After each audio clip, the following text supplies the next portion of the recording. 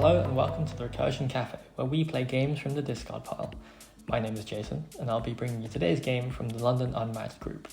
On the left, we have Sunzida playing the Norse legend Beowulf. It's kind of like the Hulk in that he gets really angry and then hits you very hard with all of his rage-based effects. On the left, we have Dan, who is playing Deadpool, the Merc with a Mouth. Notably, he recovers health when he attacks, but also his entire 30 card deck is unique. Each card is different, so he is very hard to predict. So it looks like Deadpool is going first on the right and is looking to maneuver in. To avoid any confusion, the Lego figure represents Beowulf, Beowulf's sidekick. So Deadpool is moving in, and it looks like he is going to take a shot at Beowulf, who's a pretty beefy sidekick with 9 health. The problem with sidekicks, of course, is that your deck is split between main character and sidekick character cards, and sometimes you don't have the card to the right person. It looks like that might have happened here. There is a 0 defense from Beowulf, and Deadpool swinging in with and for my next move, which deals 2 damage, and then optionally can deal more damage or can move Deadpool away. It looks like Deadpool has decided to bounce back to avoid any retaliation. Sunzida takes her first action to maneuver, and we'll see where she goes. I'm not sure Beowulf is the kind of character that likes to be super aggressive early on, so stepping back and taking more cards might be a good idea. Beowulf is stepping back, Beowulf is stepping back into the corner, and it is a scheme. It is Vigor and Courage, so the opponent has to discard a random card, and then Beowulf will gain Rage, equal to the boost value of that card. And it looks like Sunzida has found the 6 value attack in Deadpool's deck, which is not a bad pull at all, and gains all of her rage back to be fully angry, ready for the next conflict. I think just there I'm about to move the rage tokens back into view just so the camera can see. And it looks like it's back to Dan. Both players playing pretty cagey so far. After a little tussle at the start, in the middle, both players have backed off to their respective corners, and they're just kind of circling each other, waiting to strike, as it were. Oftentimes, games will look like this early on because both players want to gather as many options as possible into their hand.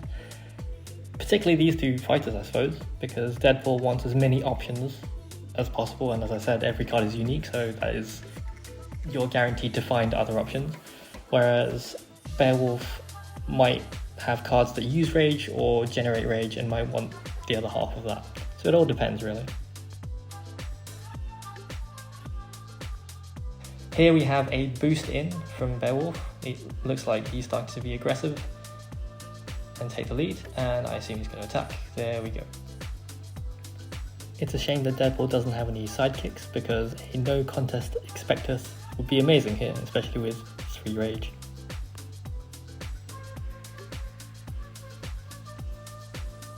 Dan taking his time to consider his defense, and we reveal an ancient heirloom against a gimme chimichanga. Sunzida decides to spend 2 rage to make the card's value 5 instead of 3, and spends an additional rage to boost it with a hot for the battle, which is a value 3, bringing it to 8 attack against a 3 defense. This deals 5 damage to Deadpool, however the card recovers a health and draws him a card, which is pretty solid value. Overall, in that exchange, Deadpool takes 4 and is down to 6. So now Beowulf has ended his turn right next to Deadpool. Is Deadpool going to double attack? Is he going to attack and move away? We'll see. Here comes the first attack. And it's feinted, but it is a 5, so that's still 3 damage through to the Norse legend Beowulf. For the record, Dan does own that Deadpool set, so it would have done extra damage had it not been cancelled.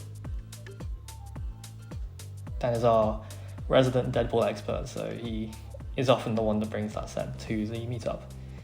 Here comes the second attack,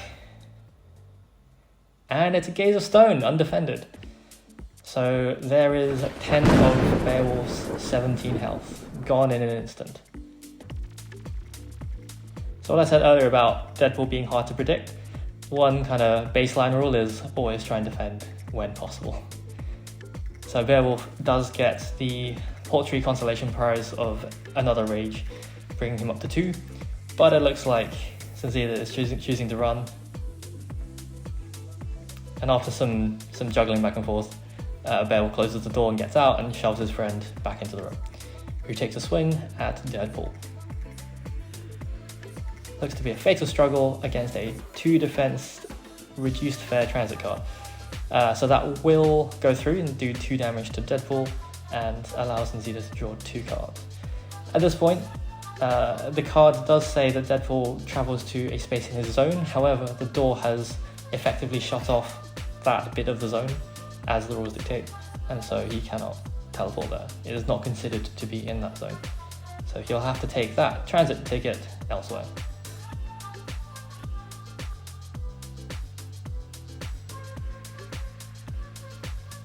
Things aren't looking good for Beowulf though. He's only on 4 health.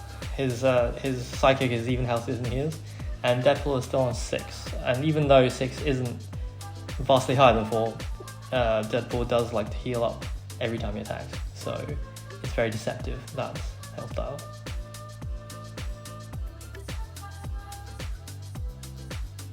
Looks like Dan's being quite cautious. He knows he has the upper hand, but there's no reason to be too reckless at this point in the game. Passes the turn to Beowulf.